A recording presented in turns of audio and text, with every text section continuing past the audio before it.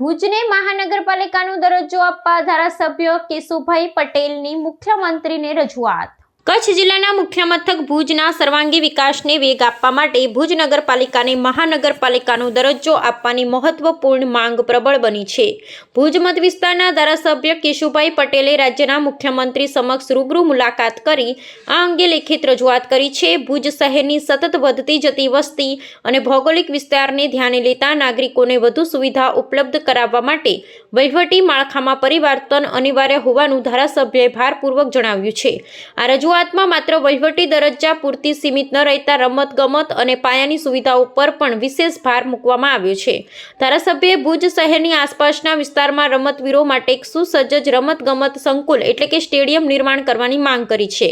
આ ઉપરાંત વર્ષ 2001ના વિનાશક ભૂકંપ બાદ શહેરમાં થયેલા વિવિધ બાંધકામો અને જમીનના પ્રશ્નોના નિરાકરણ માટે તેને જૂની શરતમાં તબદીલ કરવાની રજૂઆત કરવામાં આવી છે, જેથી સ્થાનિક રહીશોને વહીવટી મુશ્કેલીઓમાંથી મુક્તિ મળી શકે। ધારાસભ્યની આ સક્રિયતાને ભુજના નાગરિકો અને વેપારી સંગઠનોએ આવકારી છે।